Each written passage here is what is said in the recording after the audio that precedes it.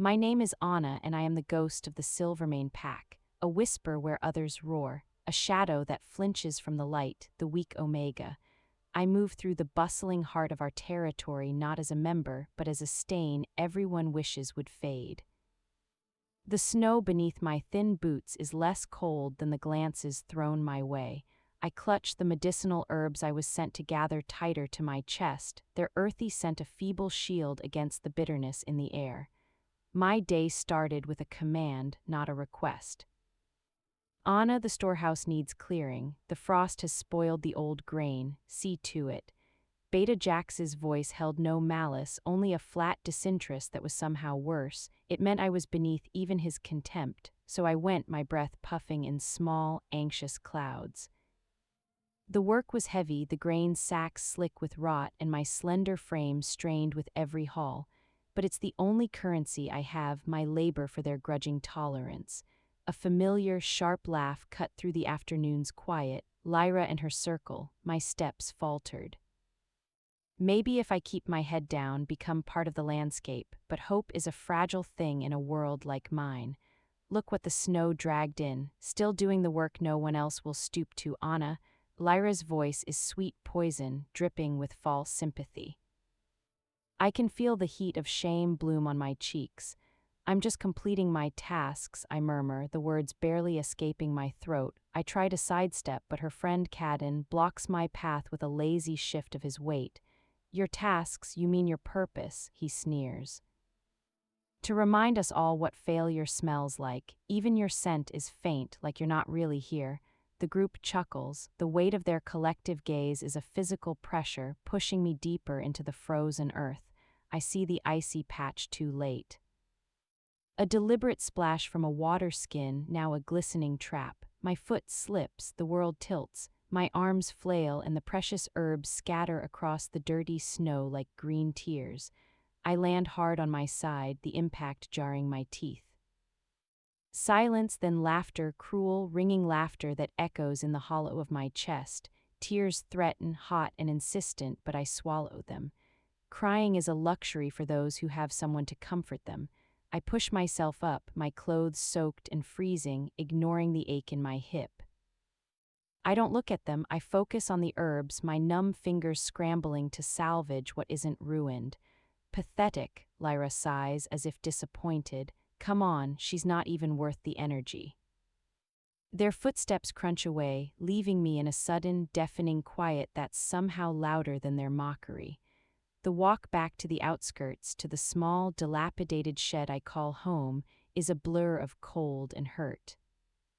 The pack's energy swirls around me, vibrant, powerful, connected, a symphony from which I am forever muted. I am the silent note, the broken string. That night, as I shiver under my thin blankets, nursing my bruises with the few herbs I saved, I do something I haven't allowed myself in years. I look up through the crack in my roof. The moon is a sharp silver crescent, a blade cutting through the velvet sky. A forbidden yearning aches in my soul. The moon's ceremony is tomorrow. The night when unmated wolves pray for the moon goddess's blessing, when fated bonds can be revealed under her full light.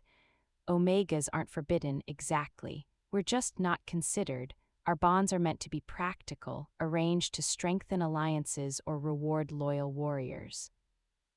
The idea of a fated mate for someone like me is a story for children, a cruel joke. Yet as I gaze at that sliver of moon, a strange, quiet pulse resonates deep within my core. Not a sound, but a feeling, a pull. It's so faint, so impossible, that I dismiss it as hunger or fatigue, but it leaves a seed, a tiny, treacherous seed of what if.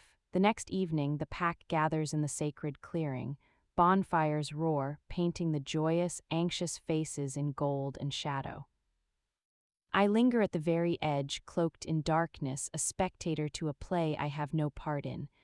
I watch Lyra step forward, confident and beautiful, her prayer to the goddess a clear, ringing song.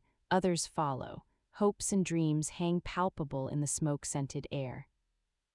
A strange compulsion grips me, that tiny seed from last night's sprouts fueled by a lifetime of silence.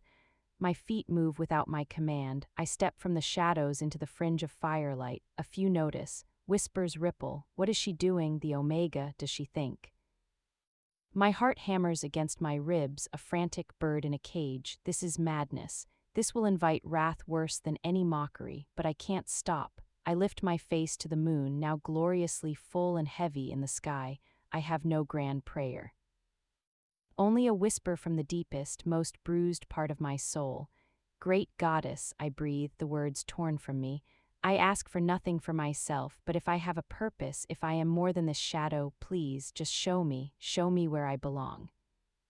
For a moment nothing, the moon shines, indifferent, the pack's stunned silence curdles into impending ridicule, heat floods my face, I have made a terrible, final mistake, then it happens.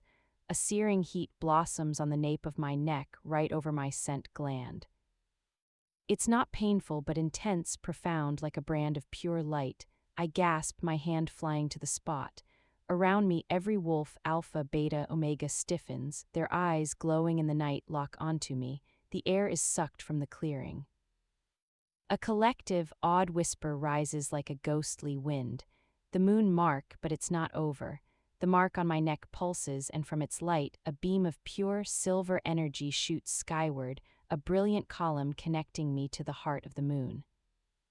It holds for a breathless second before arcing, like a celestial compass needle, away from our territory. It points east over the impassable mountains toward a land we speak of only in myths and warnings, toward the territory of the Obsidian Howlers, the most savage, powerful pack known. Ruled by a king so ferocious, so giant in stature and strength that his very name is spoken in hushed tones, Alpha Kaelen, the beam fades. The silence that follows is absolute, suffocating. The mark on my neck cools, leaving a delicate, glowing pattern visible to all, a twin to one that must exist somewhere else. On the king, I stand there exposed in the dying silver light, the weight of 1,000 stares upon me. The mocking, pitiful Omega is gone. In her place stands a girl marked by the moon itself as the fated mate of a legendary monster.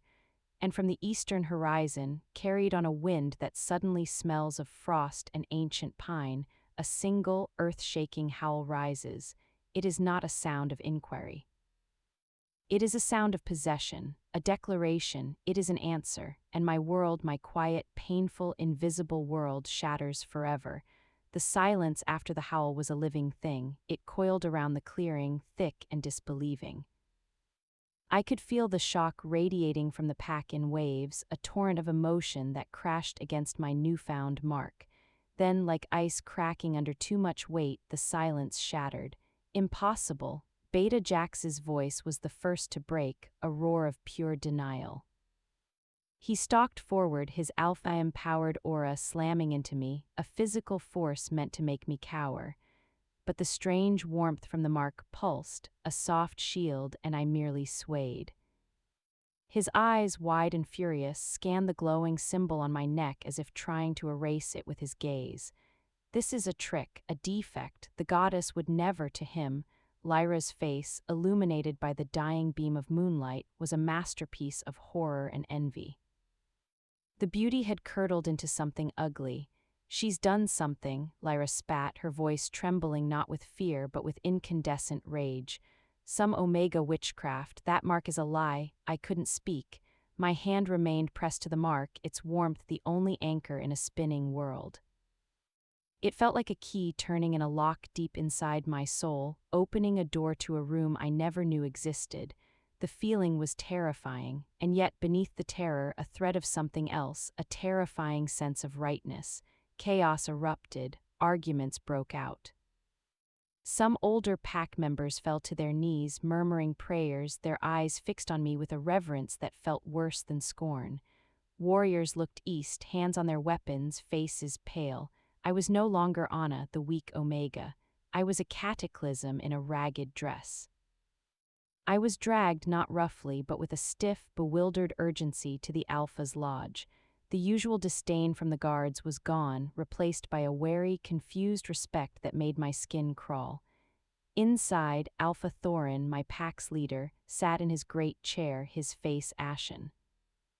He was a good man, fair but traditional, and this tradition had no precedent. "Explain this, girl." His voice was hoarse. I stood in the center of the room, feeling smaller than ever, yet the mark on my neck felt larger than the entire lodge. I don't know, Alpha," I whispered, my voice finally finding sound. It was scratchy, weak, the old me. "I only prayed, I asked for purpose."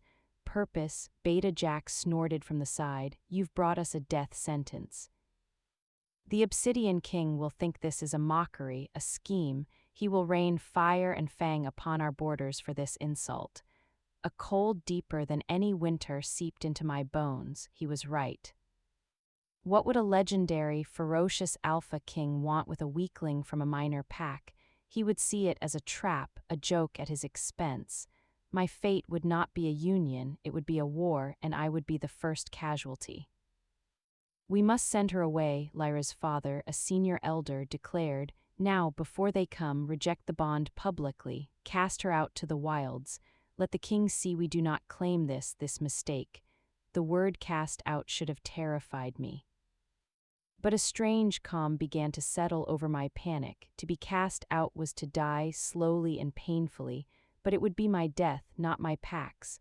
For the first time, my existence held a consequence beyond my own suffering. I lifted my chin a fraction. "I will go," I said, the words clear in the tense air. Alpha Thorin studied me, his eyes weary. "It is not so simple, Anna. The moon mark is sacred. To cast out a marked one, it is an affront to the goddess herself. It would curse our bloodline." He sighed, a sound of immense weight, and the king's howl, that was not a question, it was a summons. The decision was made for us. At dawn, a contingent of Obsidian Howlers arrived at our border. They were not a war party, but their presence was more intimidating than any army. 5 warriors, each larger than our biggest beta, clad in dark leathers and pelts of creatures I didn't recognize. Their aura was not the warm, communal fire of my pack, but the controlled, deadly silence of a glacier. At their head was a female with eyes like chips of flint. She introduced herself as Captain Varia. She did not enter our territory. She stood at the tree line, her gaze sweeping over our gathered, anxious pack until it landed on me. I had been cleaned up, given a simple, sturdy travel dress, not out of kindness, but so I wouldn't disgrace them further. I walked forward alone, a small bundle of my meager possessions in my hand. My heart was a drum in my throat. Varia's eyes went directly to the mark on my neck, now visible above my collar. She gave a single, slow nod. There was no mockery, no pity, no warmth, only assessment. "The king awaits," she said, her voice like grinding stone. "Come." There were no farewells. My pack watched, a sea of complex, fearful faces. Lyra's hatred was a tangible force. Beta Jax's jaw was clenched. Alpha Thorin gave a slight, grim nod, a dismissal, an acknowledgement I didn't know. As I crossed the invisible line from Silvermane territory into the wild forest, led by the silent, massive warriors, the final thread of my old life snapped. I was not being cast out, I was being claimed. But by what? A king or a monster? The eastern mountains loomed ahead, their peaks shrouded in mist, hiding the answers in their formidable shadows. The pull in my core, the one that had started as a faint pulse, was now a steady, undeniable thrum. A compass needle pointing toward my destiny. I was walking into the beast's den, and the only thing guiding me was a mark I didn't understand and a bond I could fathom. The journey was a silent, grueling education in fear and awe. The Obsidian warriors moved through the dense, ancient forests and up the treacherous mountain passes with a predatory grace that made no sound. I stumbled behind, my soft omega body screaming in protest. They did not help me, but they did not rush me either. They simply waited, their impassive eyes watching as I scrambled over rocks, my breath sawing in the thin air. Captain Varia walked beside me for a stretch. "The king's territory is not for the weak," she stated, not unkindly but with absolute fact. "The land itself tests you." If you cannot survive the journey, you are not worthy of the destination. Her words were a cold splash of reality. This was my first test, and it was merciless, but something kept me moving. The mark on my neck would grow warm whenever my despair peaked, a gentle, steadying ember. And that inner pull became a guide, tugging me forward even when the path forked in confusing ways. I began to realize I could feel the direction of the king like a lodestone in my blood. The warriors noticed. They exchanged glances when I unerringly chose the correct hidden path. After days of travel, we reached the summit of a high pass. Below, sprawled across a vast, stark valley of black rock, towering pines, and a wide, rushing river was the stronghold of the Obsidian Howlers. It was not a village, it was a fortress. Dwellings were carved into the mountain itself or built from the dark stone, looking as natural and unyielding as the cliffs. Massive wolves patrolled the high walls. The energy here was not the warm buzz of Silvermane, but a low, potent hum of disciplined power. It was terrifyingly beautiful. As we descended, every eye turned to us, hundreds of them. Warriors, craftsmen, mothers, children, their gazes were sharp, assessing, devoid of the petty mockery I was used to. This was worse. They were evaluating a new variable, a potential threat or asset to their kingdom. I saw no Omegas in the open. Were they hidden, protected, or did this pack not have any? I was taken to a chamber carved into the mountain. It was spacious, simple, with a bed of furs, a bathing area with steaming water fed by a hot spring, and a window overlooking the forbidding valley. It was a cell, but a luxurious one. Clean yourself, rest. You will be brought before the king at moonrise, Varia instructed before leaving, the solid door closing with a soft but definitive thud. The silence was absolute. I was alone, truly alone for the first time since the marking. The weight of it all crashed down. I slid to the floor, my back against the cold stone, and finally let the tears come. Silent, shuddering sobs for the life stolen, for the terrifying future, for the unbearable pressure of a destiny I never asked for. At moonrise, 2 stern-faced she-wolves came for me. They had me bathed again and dressed in a simple, elegant gown of deep gray that felt alien against my skin. They brushed my hair until it shone, their touches efficient and impersonal. They did not cover the moon mark, they highlighted it. The throne room was a cavernous space, lit by firelight that danced on raw, gem-encrusted walls. At the far end, seated on a throne of obsidian and wrought iron, was him, Alpha Kaelen. The stories did not do him justice. He was not just tall, he was colossal, a mountain of a man even while seated. His shoulders seemed to block the light from the torches behind him. His hair was dark as a raven's wing, his face all sharp angles and stern lines, a face carved by wind and war. He did not radiate rage or savagery. He radiated authority, a quiet, absolute power that filled the room like a pressure change before a storm. I could not breathe. His eyes, a gold so pale it was almost luminous, found me instantly. They held no warmth, no curiosity. They were the eyes of a strategist examining a new piece on a game board. I was led to the center of the room, the vast space between us feeling like an unbridgeable chasm. The entire pack council stood in shadowed ranks along the walls, watching. I forced myself to stand straight to meet that gilded gaze. My knees trembled. My heart felt like it would burst, but I did not look down.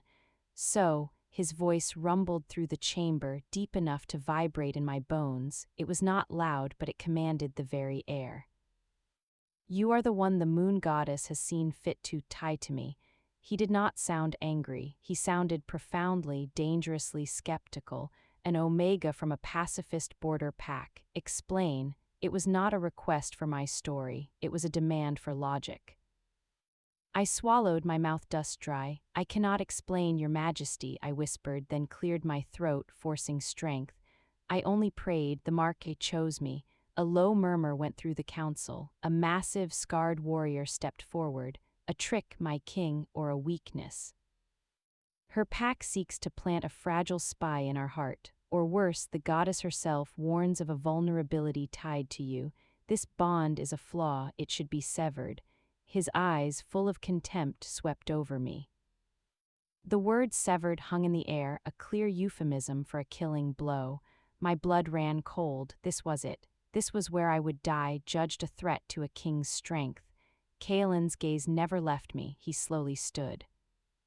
The movement was fluid, powerful, and the room seemed to shrink further.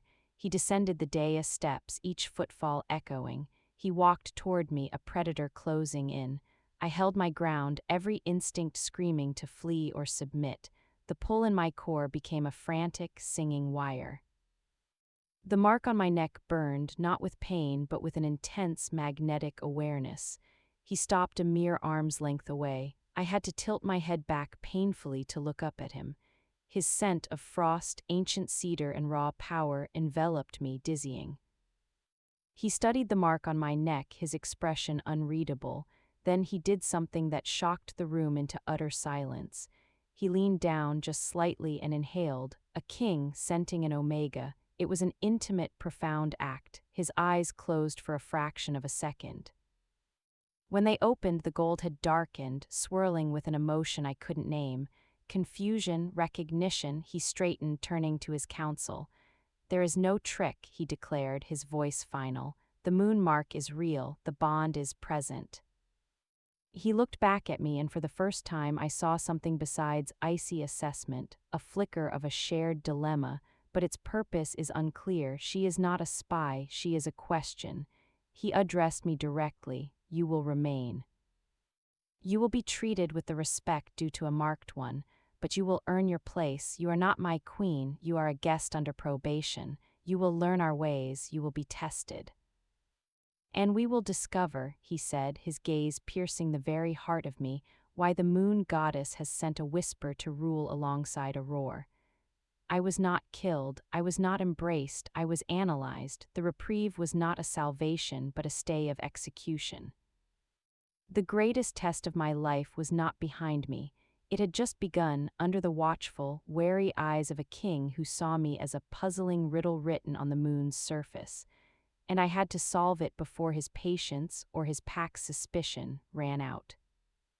My new existence was a gilded cage of silent scrutiny.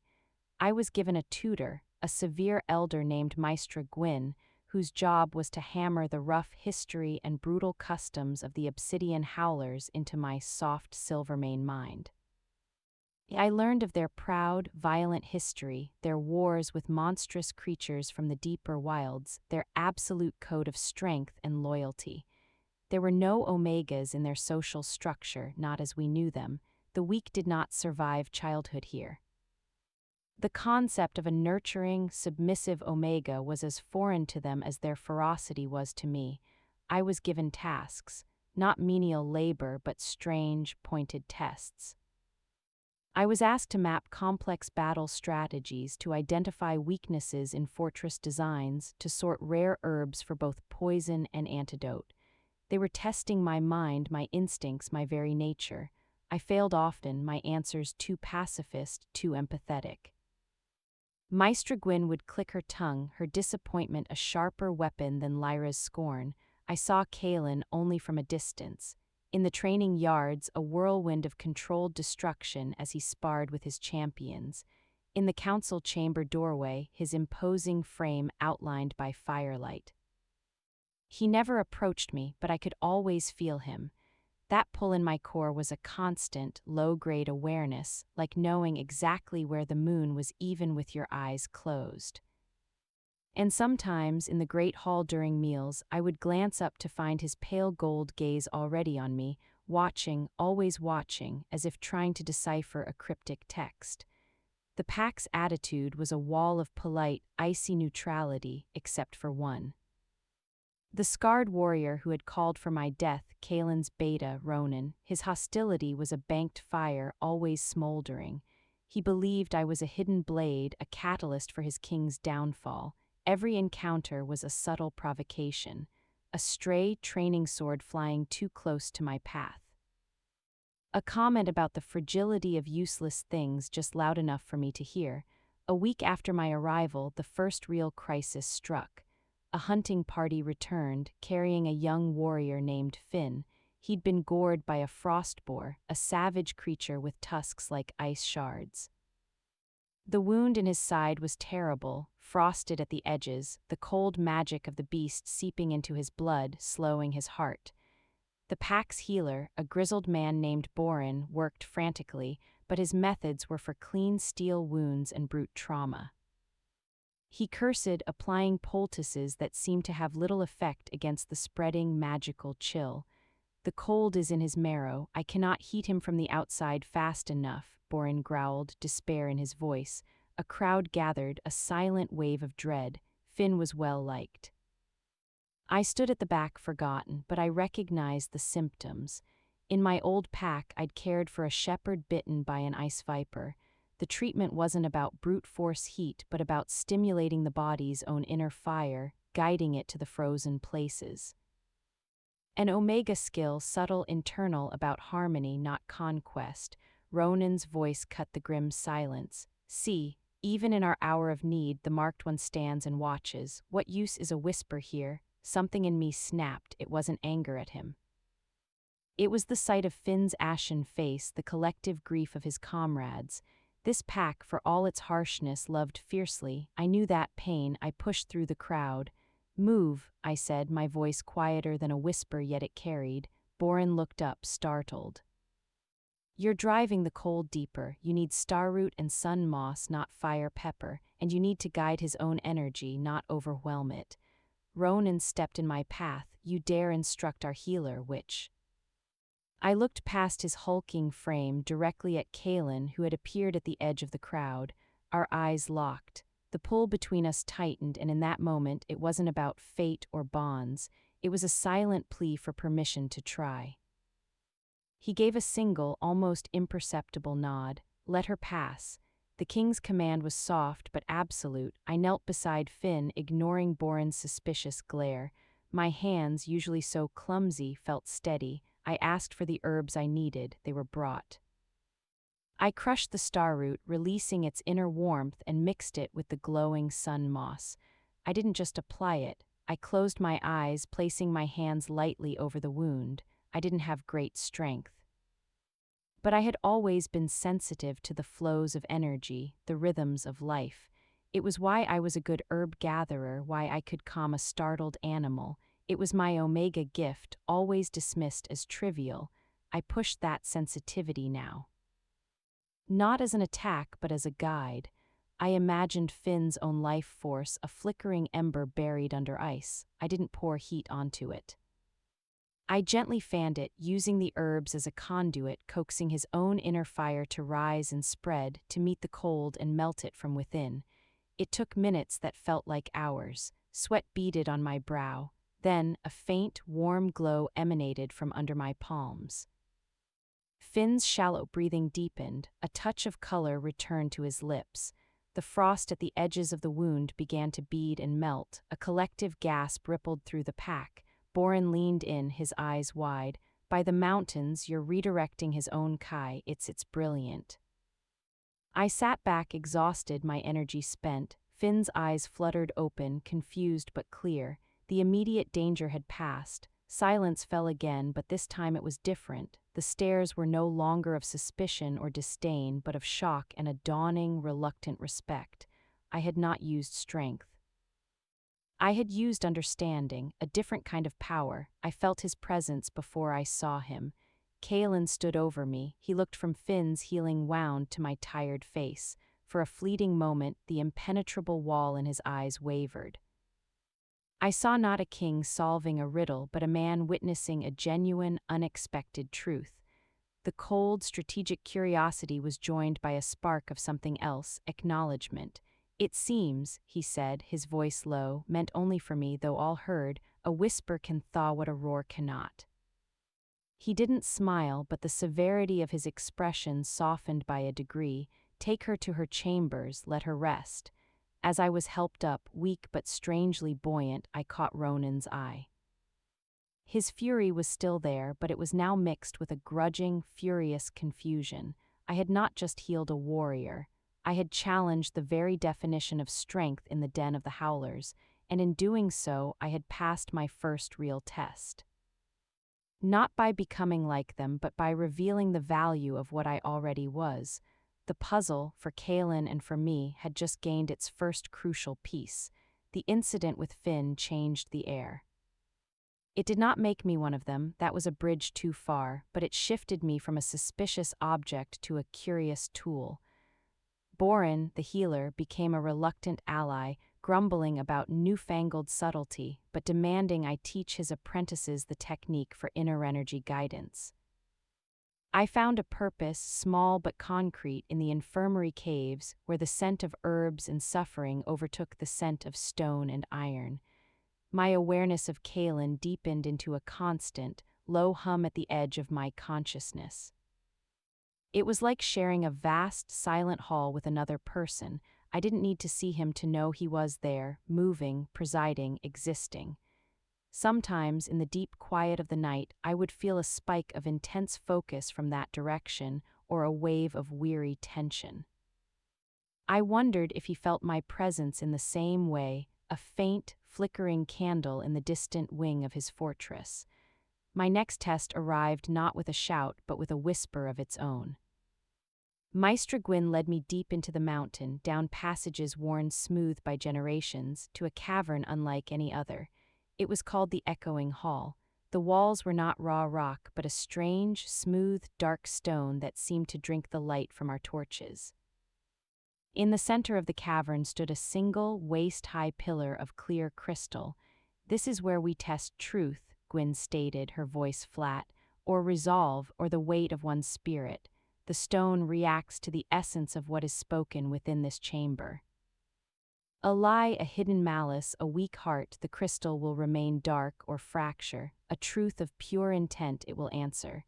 She gestured for me to step forward. "The king commands it. You will speak your truth to the stone." My mouth went dry. What was my truth? That I was terrified, that I didn't want this, that was no longer entirely true. The bond was a terrifying tether, but it was also a window into a world of immense, potent reality. I had healed a man here. I had felt a flicker of something in the king's gaze that wasn't ice. I approached the crystal pillar. My reflection in its multifaceted surface was distorted, small, and pale. The silence in the echoing hall was absolute, a pressure on my eardrums. I knew Kaelen was not here, but I felt the weight of his command, his need to know the core of the puzzle that was me. I didn't know what to say. Grand declarations felt false. So I spoke the simplest, purest truth that had been forming in me since the moment I'd stepped into this harsh, magnificent place. "I am afraid," I whispered to the stone. My voice was tiny in the vast dark. "I am afraid of this bond. I am afraid of your king. I am afraid I will break under the weight of this destiny." I took a shuddering breath, but I am not afraid of the work. I am not afraid to learn. And I will not run from a duty given by the moon herself, even if I do not yet understand it. For a long moment, nothing. The crystal remained dark, my fractured reflection staring back. A flush of shame heated my skin. My truth was too weak, too conflicted. It was rejected. Then a soft, internal light began to glow within the pillar. It was not a brilliant flash, but a gentle, milky luminescence, like moonlight captured in quartz. As it brightened, a sound emerged, not from the stone, but from the very walls. A low, harmonic hum, resonating with the light in the crystal. It was beautiful and ancient. It was the mountain itself, humming in tune with my admission of fear and resolve. Maestra Gwyn's sharp intake of breath was loud in the chamber. She stared not at the crystal, but at the walls, her stern face etched with disbelief. The echo, it has not answered a newcomer in a century. The light in the crystal pulsed once, softly, and faded. The hum from the walls subsided into a memory of sound. I stepped back, my legs weak. "What does it mean?" I asked. Gwyn looked at me, and for the first time her gaze held something akin to reverence, though it was buried deep under layers of stoicism. It means the mountain recognizes your spirit. Not its strength, but its authenticity. It means your fear is honest and your resolve is true. To the Obsidian Howlers, there is no greater currency. She turned to leave. Come, the king will be informed. That evening, I was summoned not to the throne room, but to a smaller, private chamber adjoining it, Kaelen's war room. Maps were spread across a heavy table, weighted with daggers and cups. He stood by a window, the last of the alpine sunset painting his profile in fiery orange and deep purple. He did not turn. The echoing hall spoke, he said, his voice a quiet rumble. The mountain found harmony in your words. I only spoke what was in my heart. That is precisely why it answered. He finally turned. The dying light made his pale eyes look like molten gold. My warriors can shout truths that shake the rafters. The mountain does not always hum for them. You spoke a quiet truth, and it sang back. He studied me, and the analytical look was still there, but it was layered now with a profound curiosity. You are a contradiction, Anna of Silvermane. You heal with a touch that requires no force. You speak to stone with vulnerability. You are a moonbeam in a fortress built for blizzards. Is that a weakness? I dared to ask, a pause. I am beginning to suspect, he said slowly, as if working out the thought aloud, that it may be a different kind of strength. One my pack has forgotten, the strength of the root that cracks the stone, not by hammering but by persistent, gentle growth. He moved to the table, his finger tracing a route on a map. We face a threat, not from an enemy pack, but from the wilds. A pack of wraith wolves, creatures of shadow and hunger, led by a corrupted alpha. They are attacking our outlying patrols. They are cunning, striking where our strength is most blunt, then fading. He looked at me. Ronan and the War Council advise a full hunt, a direct assault into their territory in the Deadwood. It is what we have always done. It is what I should do.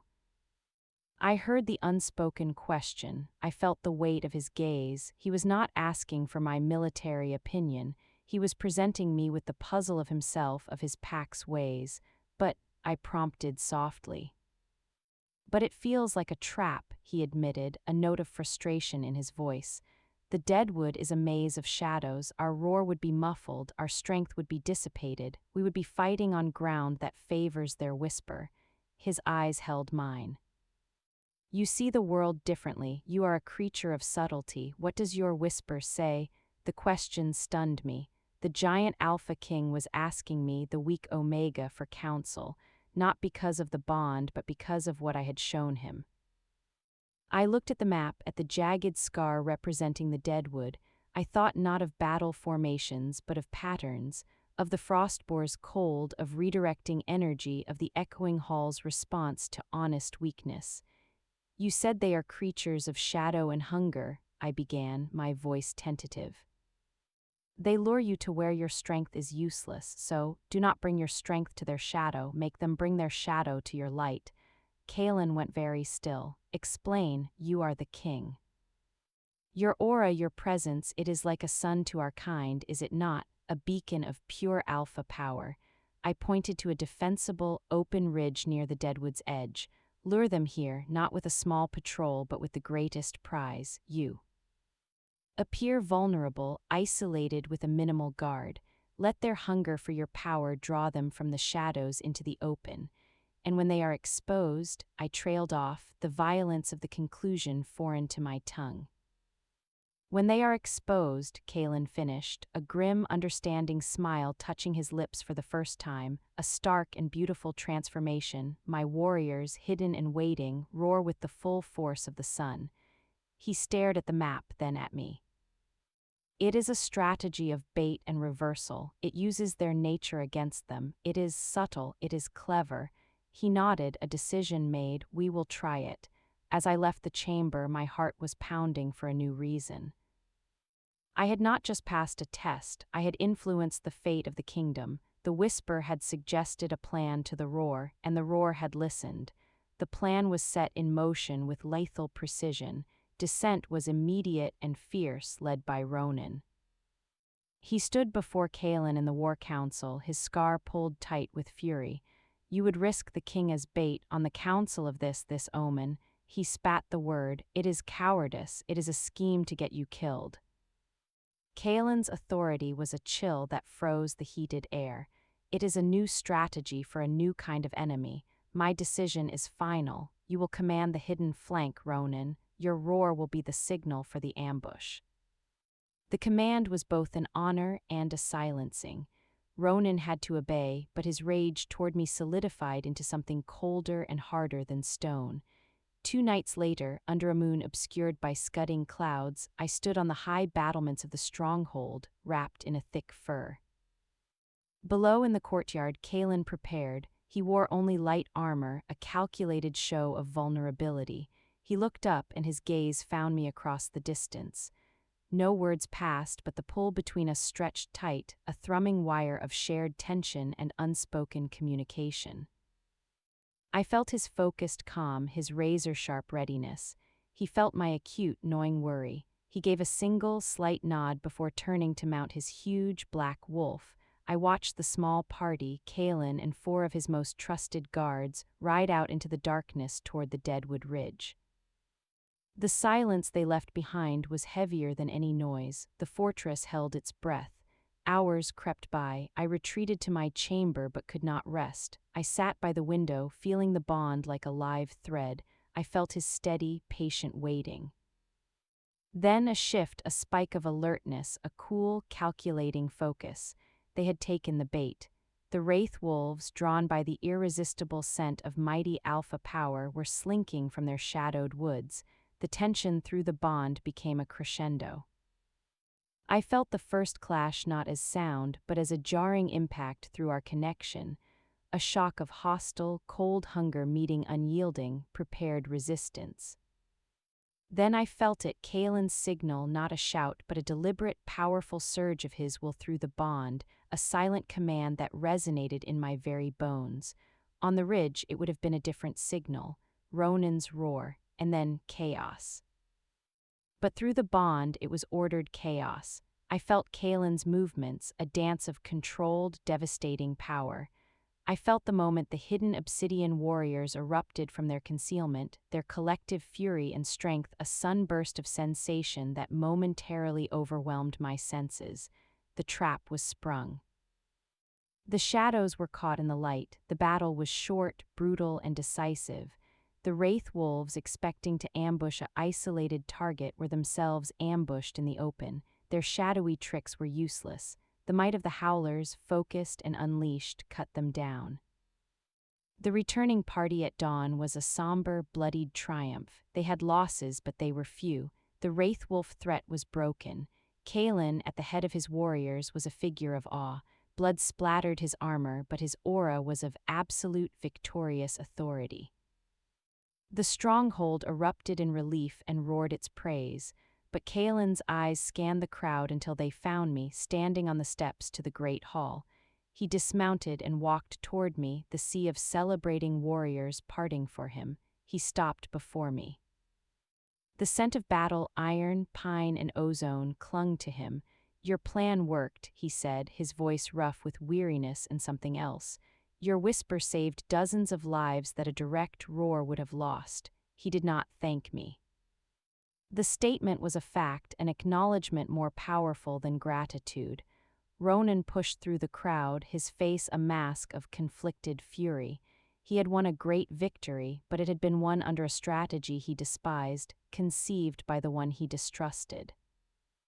He looked from his king to me, and the hatred in his eyes was now touched with a seed of something dangerous, the fear of obsolescence. He saw the king listening to a new kind of wisdom, and it threatened the world he knew. Kaelen saw the look. His own gaze hardened. "The victory is yours to celebrate, Beta," he said, his tone leaving no room for argument. "The source of the strategy is not your concern." That night there was a feast. I was given a place not at the high table, but at a smaller one nearby, a place of quiet honor. Kaelen presided over the hall, a mountain of calm power. Throughout the evening I would feel his attention brush over me, a tangible weight. Once our eyes met across the smoky, torchlit room, the analytical curiosity was still there, but it was now surrounded by a new landscape of respect and a dawning, formidable possessiveness. I was no longer just a puzzle, I was a strategic asset. I was his marked mate who had proven her worth in the currency his people understood, victory. As the night wore on, a messenger, covered in the dust of a long ride, entered the hall and went straight to the dais. He knelt, speaking urgently into Kaelen's ear. The king's expression, which had held a faint, rare ease, iced over completely. He dismissed the messenger and stood. The hall quieted. His gaze found me again, and the possessiveness in it was now edged with a protective chill. "A rider from the Silvermane pack," he announced, his voice cutting through the revelry. "It seems your former Alpha has fallen ill, gravely ill, and there are questions about the succession." My blood turned cold. Alpha Thorin, sick, questions, I knew what that meant, power struggles. Jax, Lyra, my family, such as it was in danger. The home that had cast me out was now vulnerable. Kaelen's next words were not a question, but a decree, spoken with the absolute certainty of a king who has decided what is his. "We ride for Silvermane territory at first light. You will accompany us." He was not sending me back, he was claiming a right to intervene. The bond that had pulled me to his fortress was now pulling him to my past. The game had just expanded beyond the deadwood, and the stakes were now everything I had ever known. The journey back west was a mirror of my first journey east, but everything was inverted. Then I had been a silent prisoner, stumbling behind warriors. Now I rode beside the king himself on a gentle, sure-footed mare from his own stable. The Obsidian contingent was smaller but no less intimidating: Kaelen, Ronan, Varia, and a dozen elite guards. The air was thick with unspoken tension. Ronan's hostility was a physical force, radiating his belief that this was a sentimental, dangerous diversion. Kaelen's focus was absolute, a blade pointed at the horizon, and I was trapped between a past that had rejected me and a future that had not yet fully claimed me. The closer we got to Silvermane borders, the tighter the knot in my stomach became. I wasn't returning a triumphant queen. I was returning a complication, a catalyst wrapped in a mystery. We crossed into Silvermane territory unannounced. The sentries' eyes nearly bulged from their heads at the sight of the Obsidian King and his warriors, with me in their midst. Word flew ahead of us like wildfire. By the time we reached the heart of the village, a crowd had gathered. The faces were the same, but the expressions were new. The mockery was gone, burned away by a potent mix of fear, awe, and desperate hope. They saw the giant, legendary Alpha. They saw his warriors, their bearing speaking of a different world of power.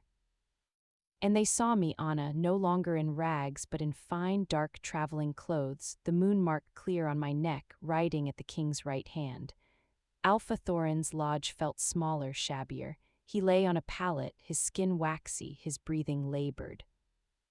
The scent of sickness and helplessness filled the space. Beta Jax stood at his side, his face grim. Lyra was there, her beautiful features pinched with anxiety that morphed into sheer, unvarnished shock when she saw me enter behind Kaelen. Kaelen ignored them all.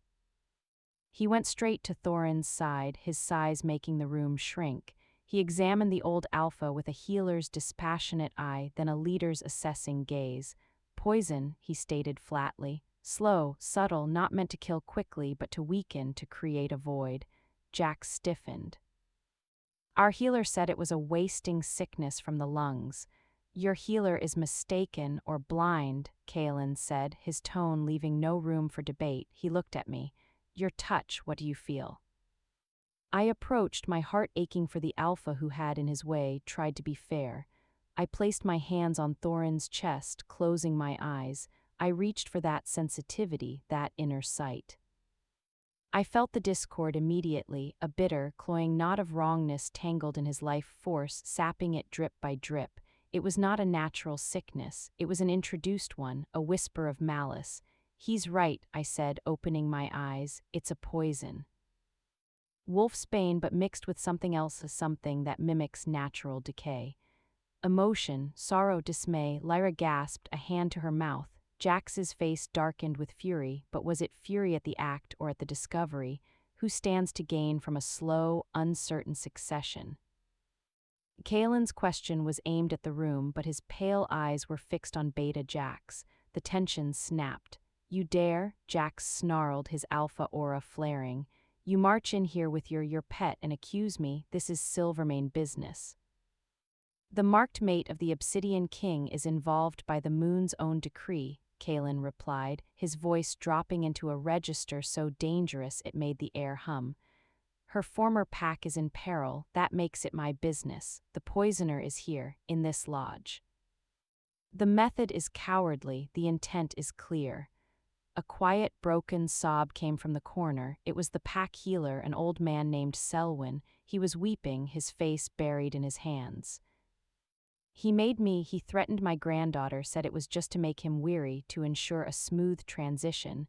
All eyes turned to Beta Jax. His defiance crumpled into a snarl of panic. "Lies, the old fool is senile," but the truth was a stench in the room. Jax had sought to manipulate his way to power, using slow poison to avoid suspicion, waiting for Thorin to fade so he could seize the alpha mantle unchallenged. Kaelen moved. It was faster than thought. One moment he was by the pallet, the next he had Jax by the throat, pinned against the wall, the beta's feet dangling. "You poisoned your alpha," Kaelen growled, the sound purely bestial.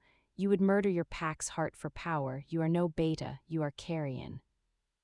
He looked to Thorin. The old alpha, with tremendous effort, gave a weak but clear nod of condemnation. Kaelen threw Jax to the floor at the feet of two Silvermane elders. "By your alpha's will and the law of all packs, deal with your traitor." As Jax was dragged away, screaming curses, the lodge fell into a shocked, heavy silence. Lyra was weeping, her world shattered.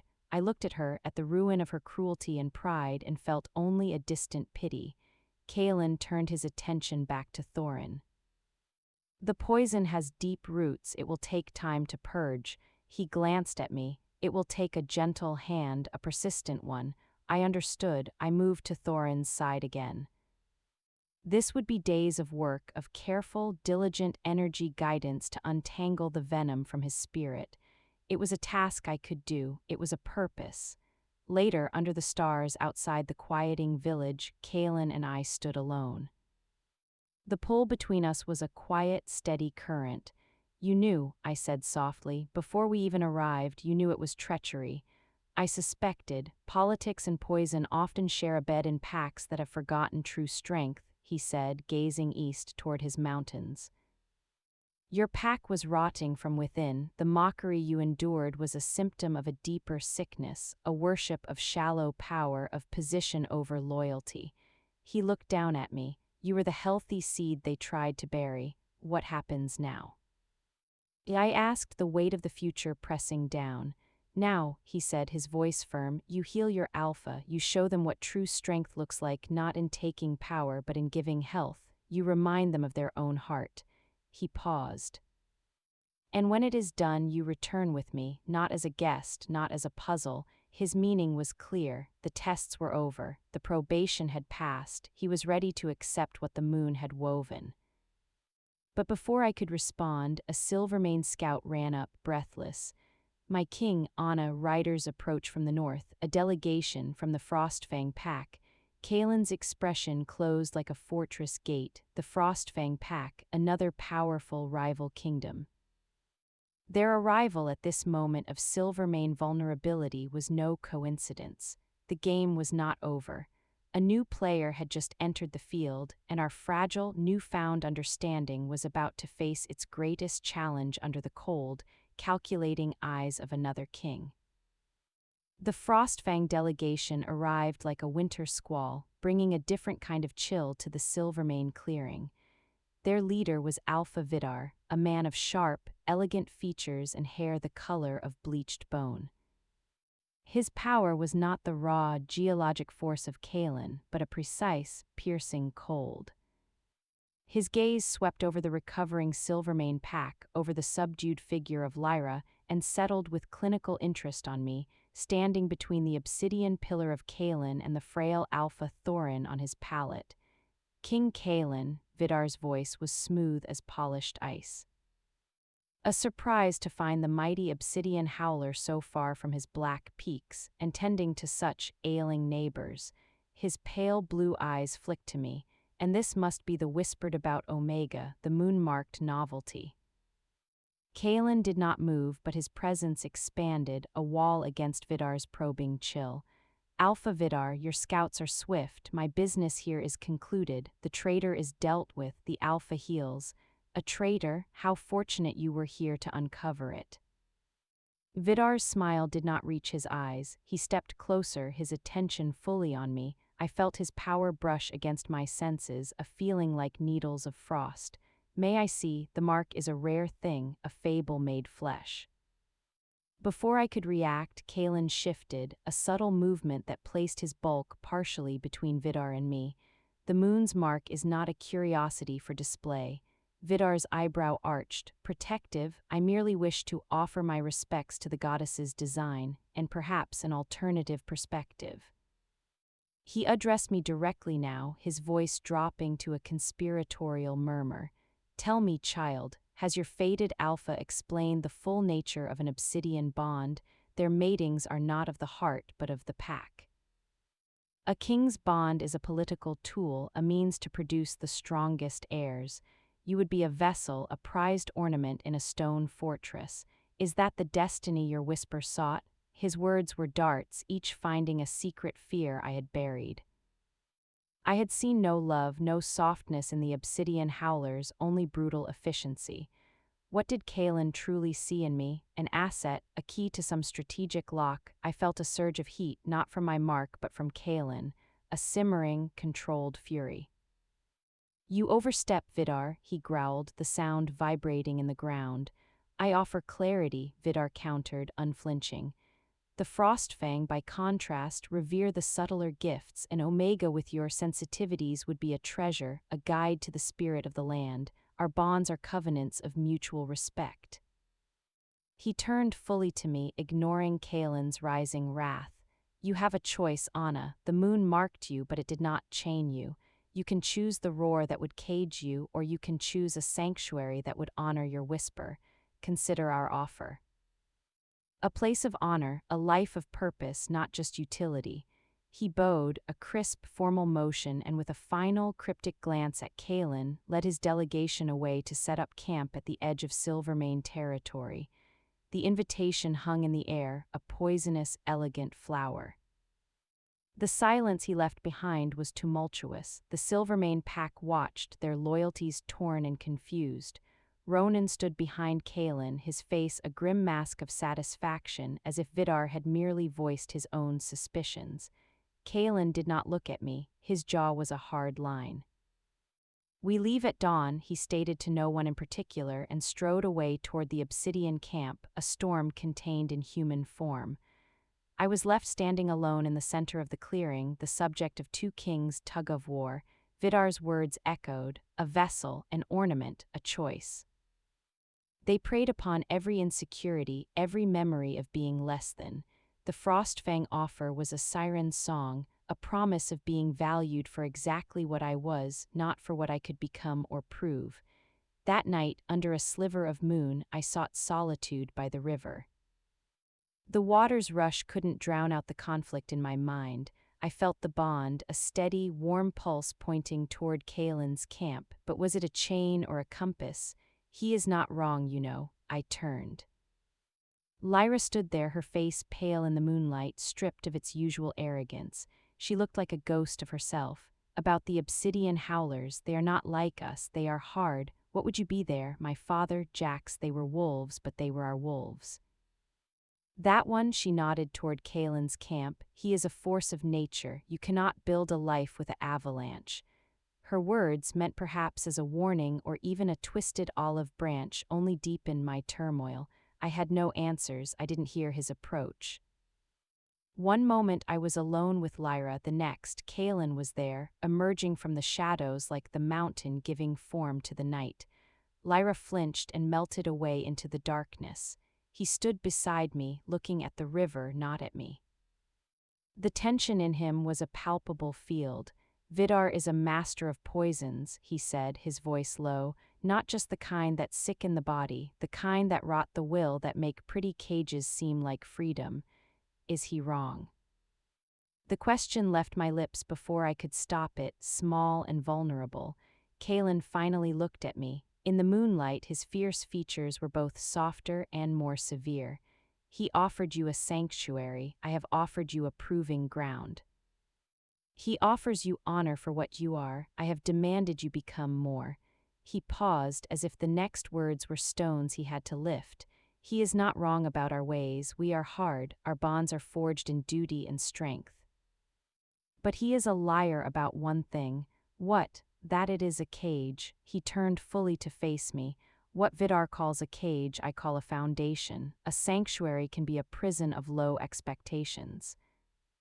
A proving ground, it is where a seed becomes a tree, where a whisper learns it can carry further than a scream. His gaze was intense, stripping away all my defenses. I did not seek you. The moon gave you to me, a riddle. And in solving you, I have begun to solve a lack in myself, in my pack. You speak to stone, you heal with a thought, you see traps where we see only targets. This is not utility. This is a new kind of strength. And I would see it flourish, not be placated in some frost-fanged garden where you will be their precious, pampered secret. He took a step closer. The pull between us was a physical ache, a magnetic force. You have a choice, Anna, but choose based on truth. Not the pretty lie of safety, but the hard truth of potential. Choose the path that frightens you because it demands everything of you, not the one that comforts you because it asks nothing. He didn't wait for an answer. He simply turned and walked back into the darkness, leaving his words hanging in the air, heavier than Vidar's offer. I stood there until my feet were numb with cold. He had not promised love, he had not promised ease, he had promised challenge, he had promised growth. And in doing so, he had shown me more respect than Vidar's flattery ever could. Vidar saw me as a delicate thing to be preserved. Kaelen saw me as a latent force to be unleashed. The choice was no longer between a cage and a sanctuary. It was between being a treasure in a glass case and becoming a pillar in a living, breathing kingdom. As the moon climbed higher, my path became clear. The fear remained, but it was now a fuel, not a shackle. I would not run to a gentle lie. I would walk into the hard truth, and I would see what a whisper could build alongside a roar. Dawn did not bring our departure, it brought a formal challenge. Alpha Vidar stood in the center of the Silvermane clearing, his delegation arrayed behind him, his voice carrying to every ear. King Kaelen, the moon goddess's will is sacred, but the choice of a fated mate, especially one so unique, affects the balance of our lands. It cannot be a matter of one alpha's claim alone. I propose a trial of the twin alphas. A murmur rippled through the gathered packs.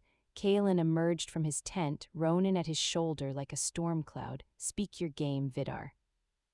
The Omega, Anna, will be set a task, Vidar declared, his eyes glinting. A task that requires neither brute strength nor battlecraft, but the very essence of her supposed gifts, sensitivity, intuition, harmony. She will enter the sacred grove at the heart of Silvermane land. Within it is the heartwood tree, sickened and silent for a generation.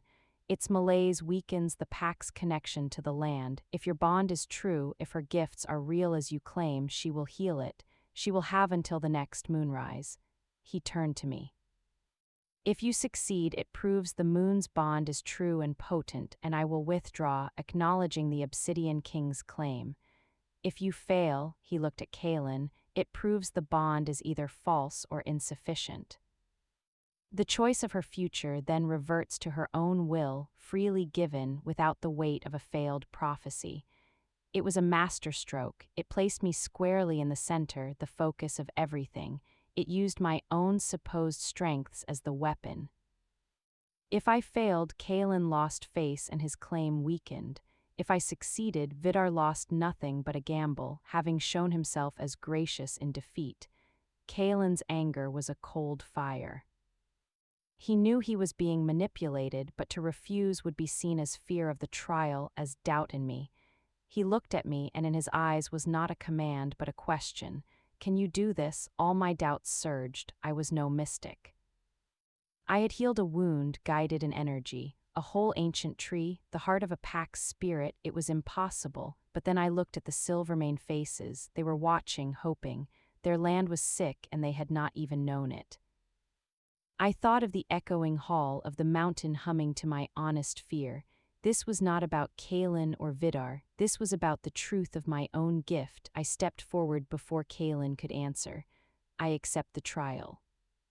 The sacred grove was a place of remembered power. The air was still and heavy. The heartwood tree stood in the center, a massive oak, but its branches were skeletal, its leaves sparse and yellowed. An aura of deep melancholy emanated from it, a song of grief stuck on a single mournful note. The ground around it was bare and hard. I approached and placed my hands on the gnarled bark. I closed my eyes and reached out with my senses, as I had with Finn, as I had with Thorin. What I found was not a physical poison, but a wound of the spirit. A memory of trauma, a great fire from decades past, a lightning strike that had scarred not just the tree, but the nexus of life energy in the grove. The tree had walled off the pain, sealing the healthy part of itself away from the scar, but in doing so, it had also sealed away its own connection to the earth and sky. It was dying not from attack, but from isolation, from a fear of feeling pain again. I understood that fear intimately. I couldn't force it to heal. I couldn't command it to live. All I could do was what I wished someone had done for me in my years of loneliness: see its pain, acknowledge it, and offer a connection. I sat at the base of the tree, my back against its trunk. I didn't try to push my energy into it. Instead, I opened myself, thinking not of healing, but of listening. I thought of my own journey, the mockery, the cold, the terrifying bond, the relentless tests. I thought of the moment the mountain hummed. I let those feelings flow, not as a healer's intent, but as a shared story. Hours passed. The sun crossed the sky. I felt the scrutiny of both packs from beyond the grove, a pressure against the silent air. I felt Kaelen's focused, unwavering presence like a steady flame. I felt Vidar's cold, analytical watchfulness.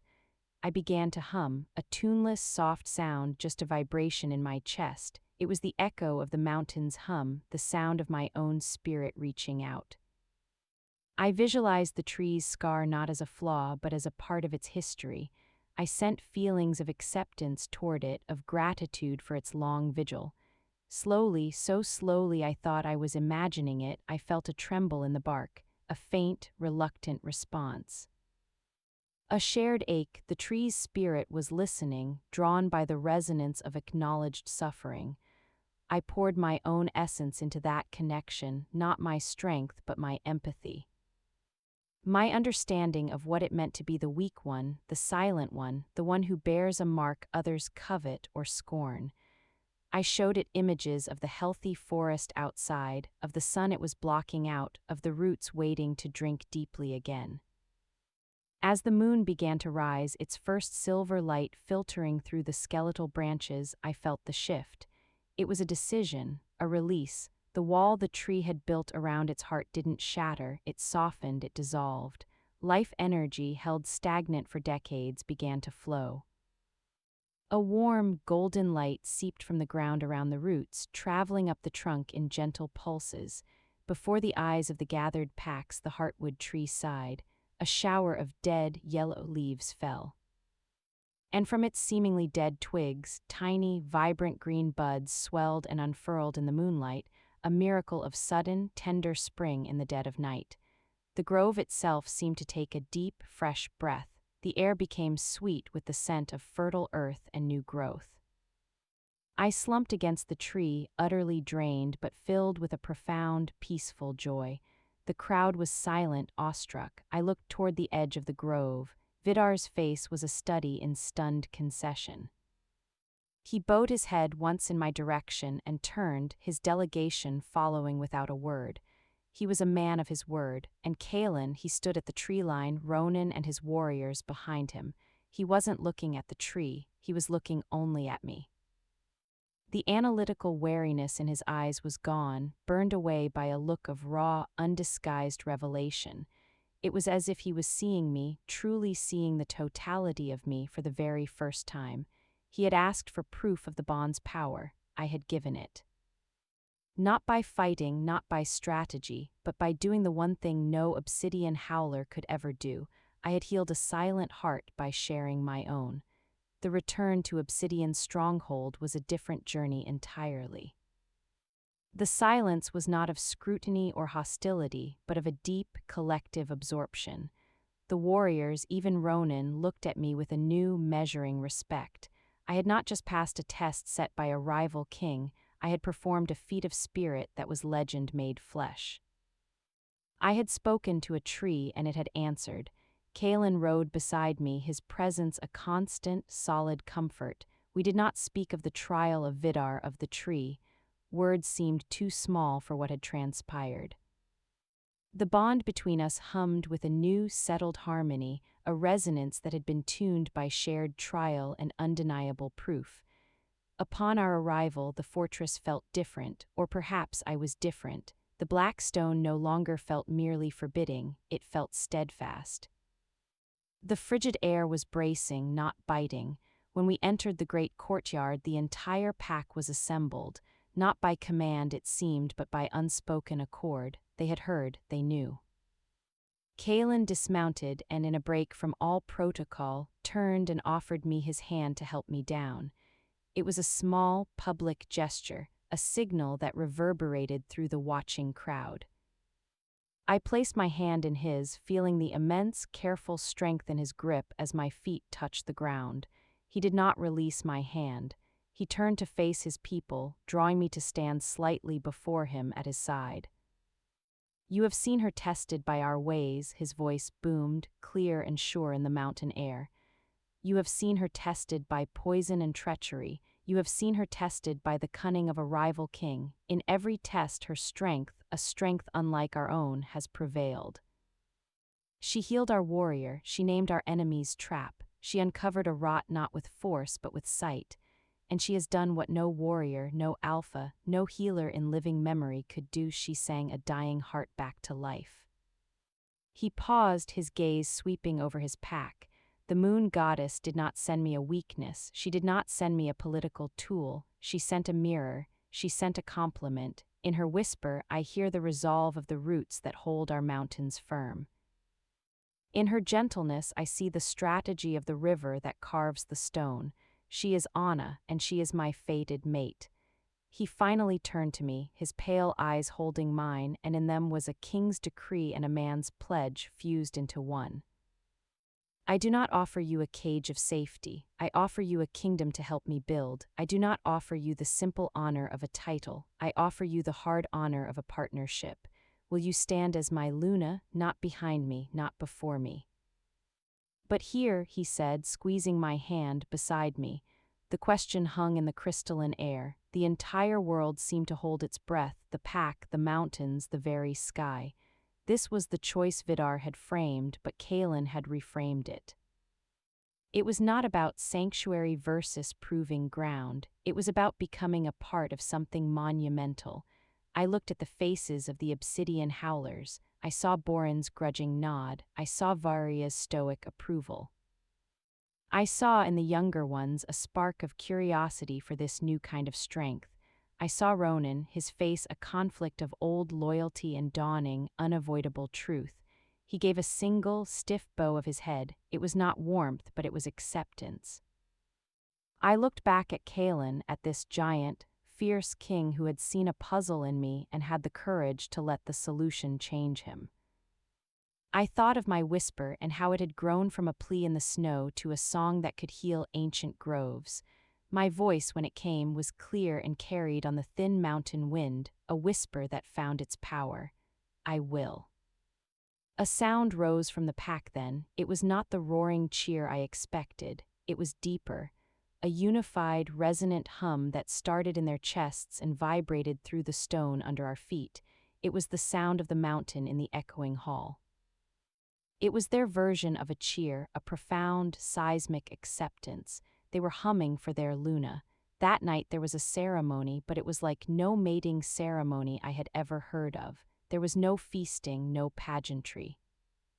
At the highest peak of the fortress, under the full, approving eye of the moon, Kaelen and I stood before the pack.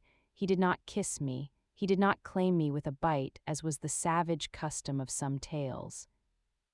Instead, he placed his hand over the moon mark on my neck, and I placed my hand over his heart.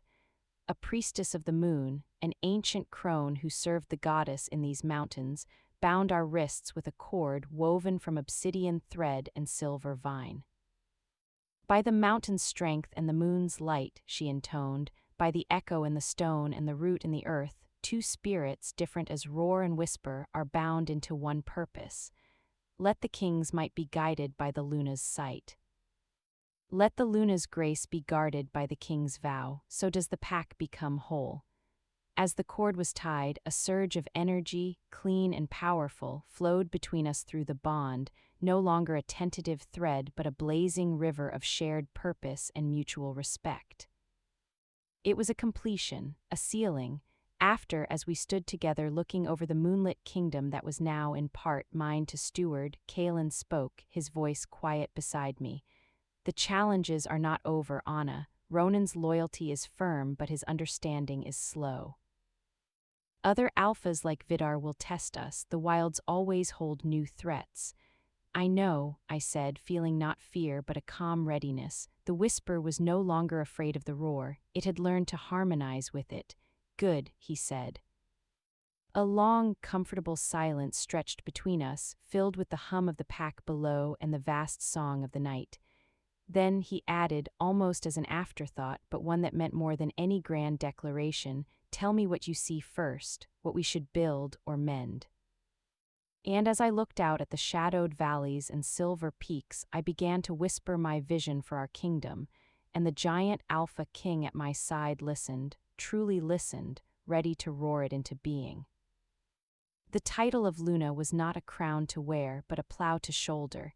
In the days that followed the binding ceremony, my life became a whirlwind of quiet revolution. Kaelen was true to his word. I did not stand behind him or idle in a chamber. I stood at his side in the council room, a place of dark wood and colder stairs. The first meeting was a wall of resistance, solid and immovable as the fortress walls. Ronan, Borin, Varia, and the other senior warriors and elders sat around the heavy table, their faces etched with the deep lines of tradition. They acknowledged me with stiff nods, but their eyes held a silent, unanimous question. What can a whisper contribute here? Kaelen presided, a mountain of calm. The Luna will speak on matters of the pack's spirit, its connection to the land, and the welfare of those who do not carry a sword. You will hear her. The first issue was a dispute from the hunting grounds. Two clans argued over territory, their conflict threatening to spill into violence. The council's instinct was immediate, a show of force. Send warriors, impose the king's will, punish the instigators. And then what? My voice was soft, but it cut through the grumbling. All eyes turned to me, some annoyed, some curious. You will force silence upon a grudge. The resentment will fester underground like the poison in the heartwood until it weakens the roots of the pack from within. Ronan leaned forward, his scar tight. We do not coddle dissent, Luna. We crush it, that is our way. There is another way, I said, meeting his gaze. Let me go to them. Let me hear the grievance from both sides, not as a judge with a sword, but as a listener for the king. Silence, the idea was preposterous.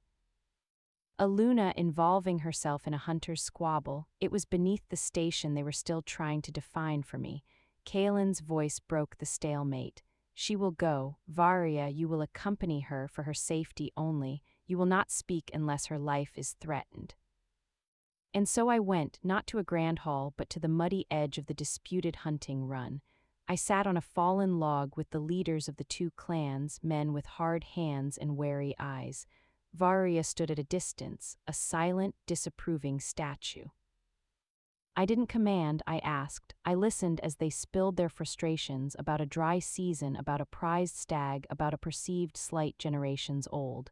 I heard not greed but fear. Fear of scarcity, fear of disrespect, fear for their family's status. When they were done, I didn't offer a verdict. I reflected what I'd heard. So, Clan A feels their honor was trampled when the stag was taken from land they've always used. Clan B feels their skill is being punished because of an old map no one can agree on. I paused. The land is not just territory, it is the pack's lifeblood. Would you poison the blood over a single stag, or would you find a way to share the hunt so the blood flows strong for all? It was not diplomacy. It was a mirror held up to their own actions. They shifted, uncomfortable. The fire of their anger banked, revealing the embers of shame beneath. By the time the sun set, they had, with my gentle guidance, brokered their own truce, a shared hunt with a new, clear boundary drawn together.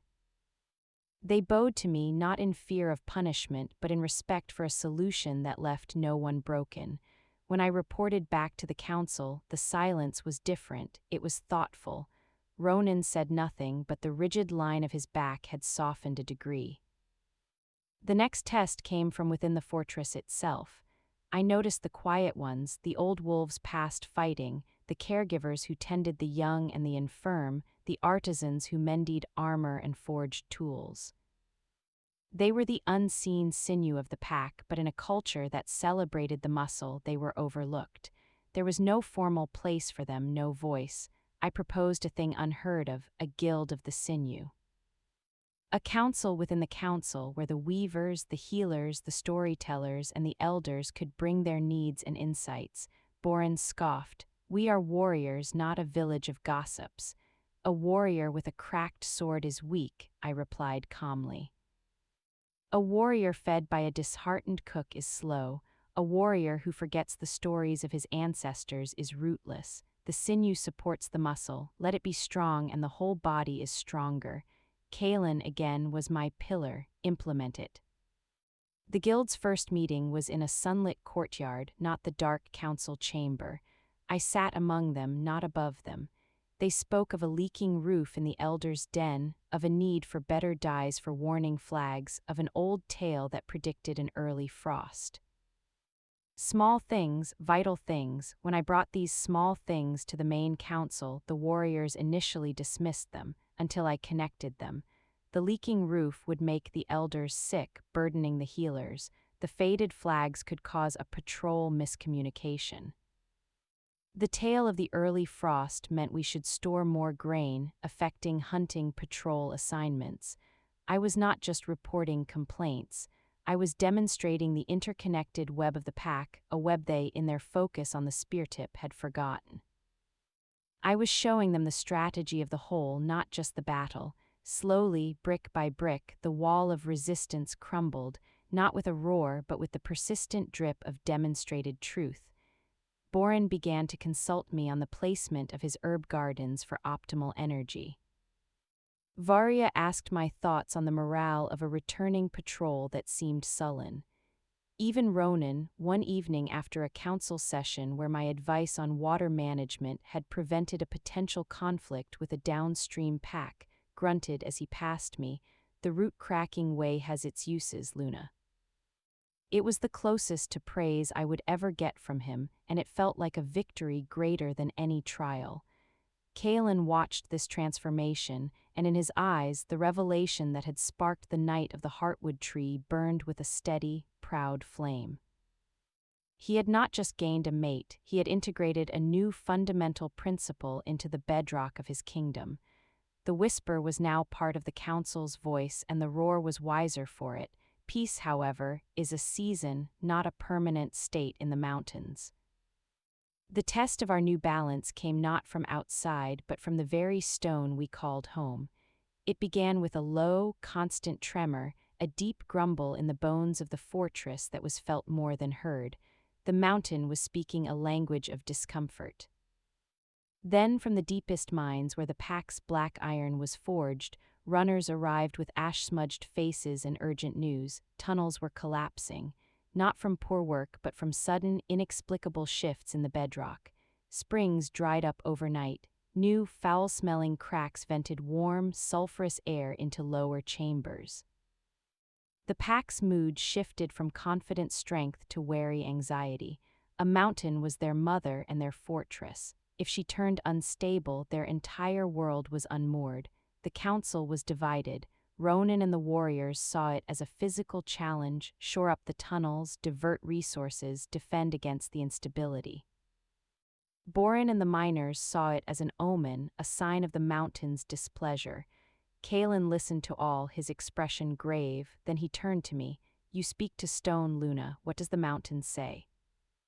All eyes were on me, heavy with expectation and a tinge of desperate hope.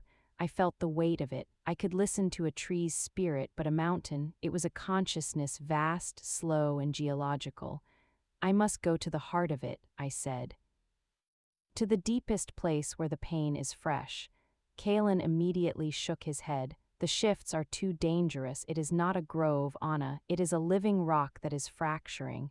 And if the fractures are a symptom, not the disease," I challenged gently. "We can shore up tunnels forever, but if the mountain's heart is sick, it will find a new way to crumble. I must try to listen." The debate was fierce. Ronan was adamantly against the risk to the Luna, but Borin, surprisingly, sided with me. "She heard the tree when we were all deaf. The mountain, it is a much larger tree. If anyone can hear its song, it is her." In the end, Kaelen's decision was etched with conflict, but he trusted the bond and he trusted the proof of my gift. "A small team, Varia, Borin, 2 of your steadiest miners, and I will come." We descended into the belly of the mountain, far below the familiar halls. The air grew thick and hot, smelling of crushed stone and the strange, metallic tang of the new vents. The deep mine was a cathedral of shadows, its walls scarred by picks. And there, in a newly opened chamber, was the source of the sickness. A great crack split the wall, and from it oozed not magma, but a viscous, iridescent black sludge. It pulsed with a slow, malevolent rhythm. The very air around it felt wrong, heavy, depressive, draining. The miners called it the black blood. Where it touched, the stone turned brittle and crumbled. This was no natural geological shift. This was a corruption. I approached, ignoring Varia's warning hiss. The pull I felt was not the warm guidance of the echoing hall, but a nauseating, sucking emptiness. This sludge was an anti-life, a spiritual poison seeping into the mountain's veins. I placed my hands on the uncorrupted stone beside the crack. Closing my eyes, I sank my awareness deep, past the fear of the miners, past the anxiety of the pack, into the immense, slow consciousness of the mountain itself. What I found was a profound, ancient grief. Images, slow as continental drift, filtered into my mind. Not of collapses or quakes, but of a wound. Long ago, something had died here, deep in the dark. Not a beast, but something primordial, a spirit of the deep earth. Its death had been violent, unjust, and its essence had festered, forgotten for eons, until recent shifts in the rock had exposed its grave, letting its poisoned sorrow leak out. The mountain wasn't angry, it was infected. It was trying to expel this foreign, rotting grief from its body, and the convulsions were the collapses. I opened my eyes, my face wet with tears I hadn't realized I'd shed. "It's not the mountain's fault," I whispered, my voice echoing in the terrible chamber. "It's a wound. A grief buried and festering. The mountain is trying to heal itself by pushing it out." Kaelen stood beside me, his face grim in the eerie light of the glowing sludge. "How do we heal a mountain's grief?" "We don't," I said, understanding dawning. "We help it complete the expulsion. We honor what was lost, and then we cleanse the wound." I looked at the black blood. It was concentrated sorrow, solidified malice. It couldn't be fought, it had to be witnessed and then released. I gave instructions that sounded like madness to warriors. No more shoring up. We needed to carefully widen the main crack to give the corruption a clear path out. We needed to channel it, not block it. And we needed to prepare a vessel of pure elements, water from the highest sacred spring, sand from the sun-baked southern dunes, petals from the first mountain flowers, to bury the sludge once it was fully released, to give it a proper rest and neutralize its poison. For 3 days and nights we worked in the oppressive dark. Miners under Boren's direction carefully expanded the fissure. Warriors under Varia stood guard against new shifts. I stayed by the crack, my hands on the stone, my spirit acting as a guide, not for the mountain but for the festering grief within it. I poured feelings of acknowledgement into the darkness. I see your pain, your loss is remembered, you can let go now. On the dawn of the 4th day, with a sound like a deep, weary sigh that shook the entire fortress above, the black blood surged out in a final, thick wave, pooling in the stone basin we had prepared. The malignant pulse faded. The air cleared, the oppressive weight lifting instantly. We carried the basin, heavy with cosmic sorrow, to the surface. Under the rising sun, in a ceremony I led, we mixed the sacred elements into it. The iridescent sludge dissolved, not with a hiss but with a soft, golden light as if finally put to peace. The remaining substance turned to inert, dark glass. As we buried it at a crossroads far from the fortress, the deep tremors ceased. The mountains settled into a firm, contented silence. When we returned, the pack awaited us, their fear transformed into jubilant relief. They hadn't just been saved from collapsing tunnels. They had witnessed their Luna commune with the very soul of their world and heal it. Kaelen found me later on a balcony overlooking the now stable valleys. I was exhausted to my very soul. "You didn't just save our home," he said, his voice thick with an emotion I'd never heard in it before, awe untouched by strategy or calculation. "You showed us that even the deepest, oldest wounds can be healed. That strength is not just in enduring, but in cleansing." He took my hand, his calloused fingers gentle. "The mountain is whole again, and so, because of you, is the pack that lives upon it." In curing the mountain, I had passed the final, unspoken test. I was no longer the Luna who helped. I was the Luna who was essential. The whisper had not just harmonized with the roar, it had healed the very ground they stood on. News carried on the wind and by swift runners travels fast among powerful packs. The tale of the Obsidian Luna who healed a mountain spread far beyond our black peaks. It transformed me from a curious rumor into a figure of tangible, mystical significance. With this significance came attention, and with attention, a new kind of politics. The summons arrived on parchment edged with gold leaf, borne by a herald from a neutral, ancient pack that dwelled in the central valleys. It was an invitation to a gathering of kings, a conclave that occurred once a generation to treat with borders, trade, and threats too large for any one pack. Every major alpha was called. And the herald added with a pointed look at me, "Their bonded lunas, where the moon goddess has seen fit to bless them, are also bidden to attend." It was a test as daunting as any trial. I would be seen, evaluated, and measured by the most powerful wolves on the continent. Vidar would be there. Others, far older and more cunning, would be watching.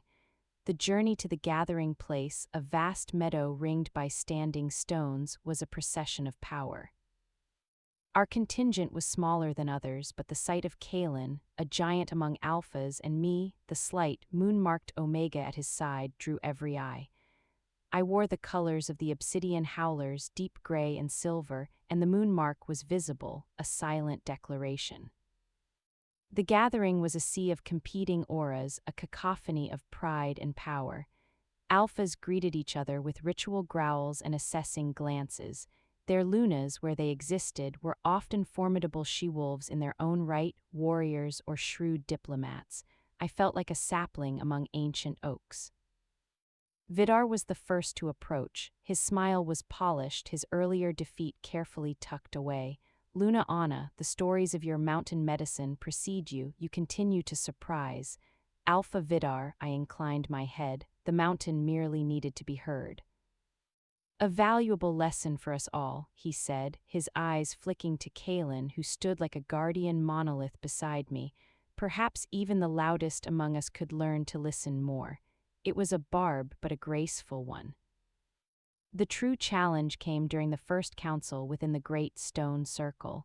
The Alphas debated a rising threat, rogue human settlements pushing into sacred hunting forests, felling spirit trees. The discussion was a storm of proposed solutions, show of force, coordinated attacks, burning the settlements. Kaelen advocated for a firm, united border patrol to deter and redirect, a strategy of measured strength. It was a good, solid plan, but as I listened to the anger in the circle, I felt the same wrongness I'd felt in the War Council before the Deadwood. It was a raw solution for a problem that needed a scalpel. The oldest alpha, a grizzled wolf named Ulrich from the northern wastes, sneered, "We scatter them like the vermin they are, let their bones warn others." A murmur of agreement rose, the path to war felt inevitable. Kaelen glanced at me, a silent question in his eyes. He had brought me to listen. Now he was asking me to speak. My heart hammered. To address this circle of legendary alphas was to invite ridicule or worse. I took a breath and my whisper found its space in the pause between roars.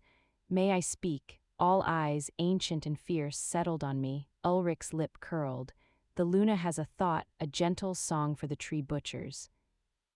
I stood, drawing on every ounce of calm I had learned from stone and root.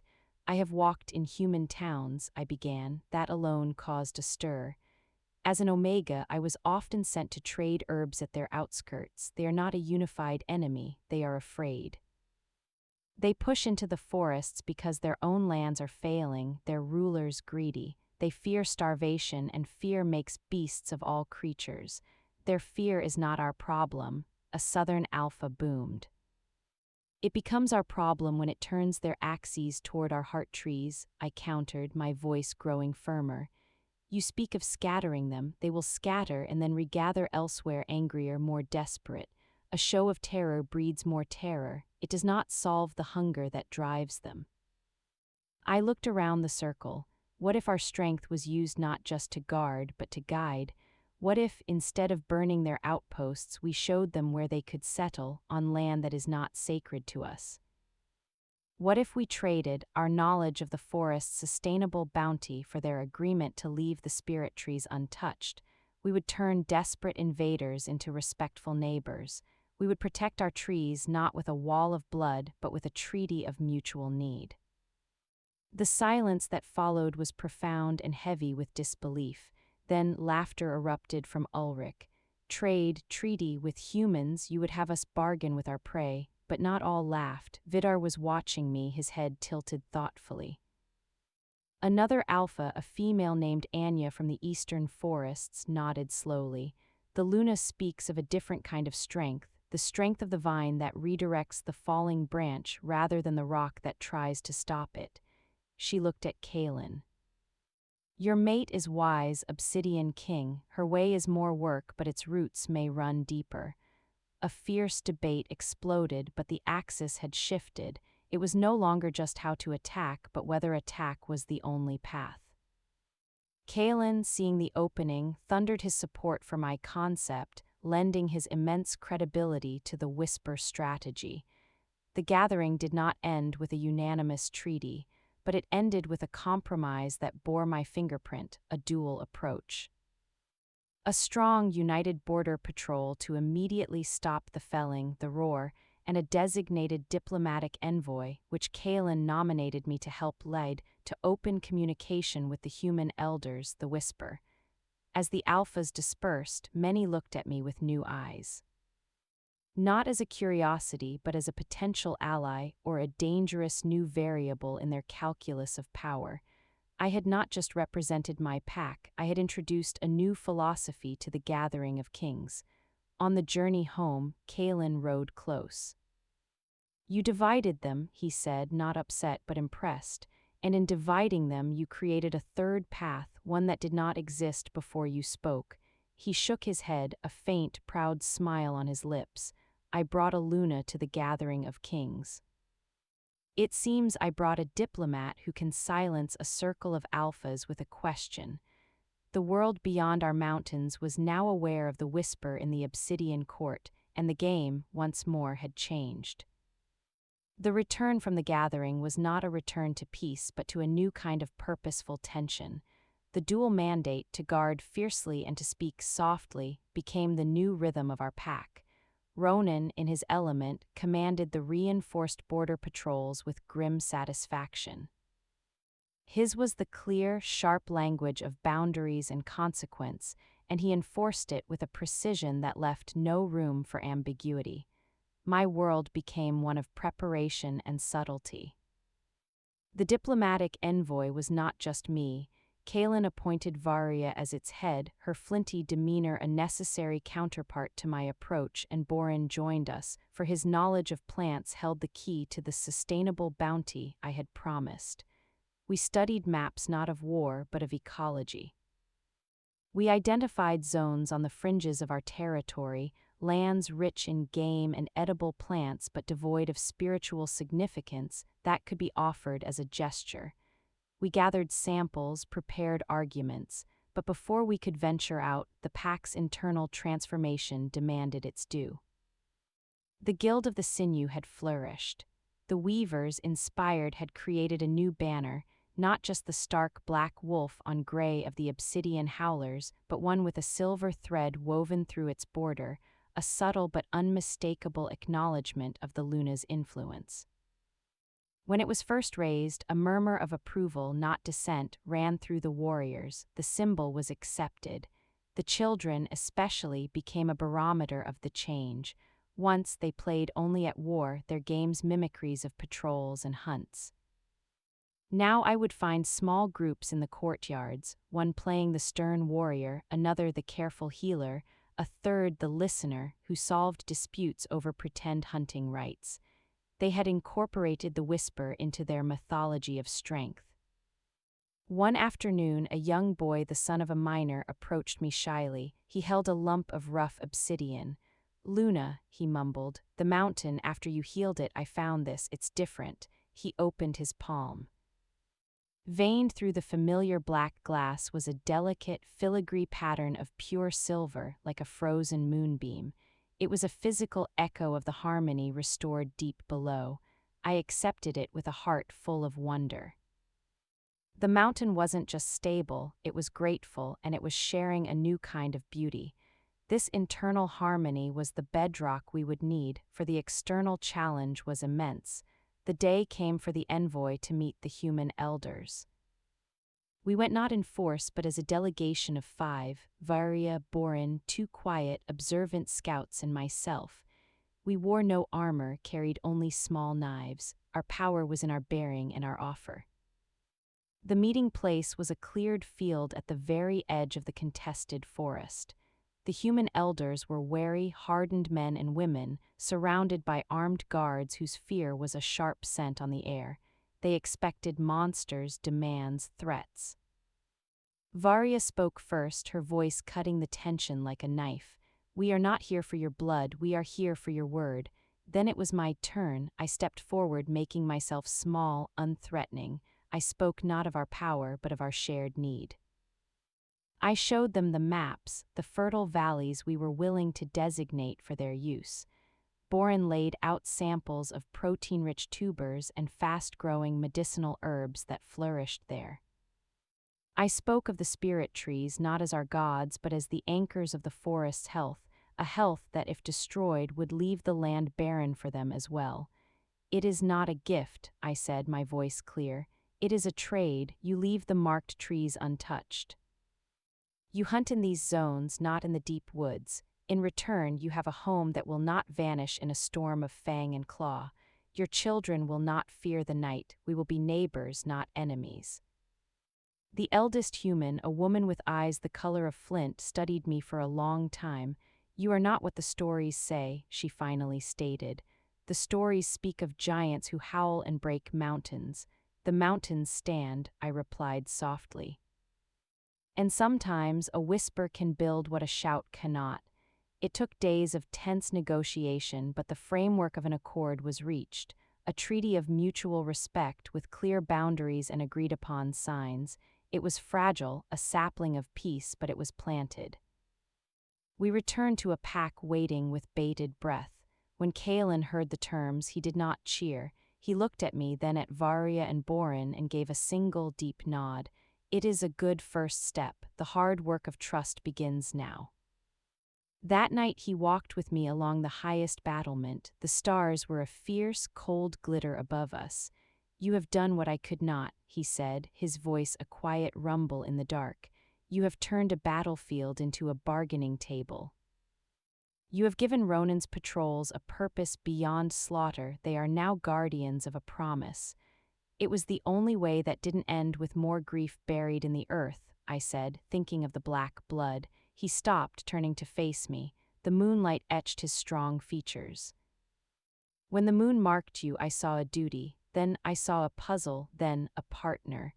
He reached out, his hand hesitating for a moment before gently touching the silver-veined obsidian stone I now wore around my neck. "Now I see the future. A future that is not just strong but whole. You have not just adapted to my world, Anna, you are weaving a new one around it." His words settled in me, warm and sure. The journey from the mocked Omega in the snow to this moment on the ramparts of a king's fortress felt like a lifetime and the blink of an eye. The bond between us was no longer a tether or a mystery. It was the central, sturdy trunk from which this new future was branching. Seasons turned. The fragile sapling of peace with the border settlements took root. There were incidents, of course, a stray human hunter, a young howler pushing a boundary, but the framework held. They became not friends but predictable neighbors, and predictability was a kind of peace all its own. Within the fortress, the synthesis was complete. The council's debates were now a dynamic interplay. Ronin would present a security concern, I would offer a perspective on its social cause, Borin would chime in with an ecological effect, Kaelen would synthesize it into a balanced command. The roar defined the borders, the whisper tended the world within them. My old life in Silvermane felt like a story told about another person. News came that Alpha Thorin, fully recovered, was ruling with a renewed wisdom, having learned from the poison that nearly took him and the Omega he'd once overlooked. He sent occasional messages, formal but kind. Lyra, I heard, had left to join a pack in the south, seeking a new start. I felt no bitterness, only a distant hope that she would find her own peace. The greatest change, however, was in the bond between Kaelen and me. It had matured into a profound, wordless understanding. We could be in a crowded hall and share a thought with a glance. In the quiet of our chambers, we would often sit in comfortable silence, him reviewing reports, me sketching plans for a new garden to grow healing herbs for both pack and, potentially, our neighbors. The respect had deepened into a trust so absolute it was the foundation of everything we built. One evening, under a full moon that felt like an old friend, the pack gathered not for ceremony or crisis, but for a simple feast of thanksgiving. The air was filled with the scent of roasting meat, pine smoke, and the vibrant hum of a contented people. As the feast reached its peak, Kaelen stood. The hall fell silent, not out of command, but out of love and respect. He did not speak of threats or strategies. He spoke of legacy. Many years ago, his voice carried, warm and strong, our strength was a single note, a mighty roar that shook the mountains and kept the dark at bay. It was good, it was necessary. He looked at me and his gaze held all the journey we had shared. Then, the moon goddess, in her infinite wisdom, sent us a new note, a quiet one, a note so faint many of us could not at first hear it. A note of healing, of listening, of growing. He reached down, his hand enveloping mine, and drew me to stand beside him. This note did not replace our roar, it harmonized with it. Together, they create a song that is greater than either could be alone.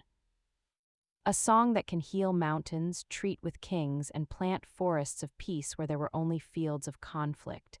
He raised our joined hands. We are the Obsidian Howlers, our strength is the mountain, unyielding. But our heart is now the moon, reflecting light into the darkest cracks. This is our new song, this is our forever.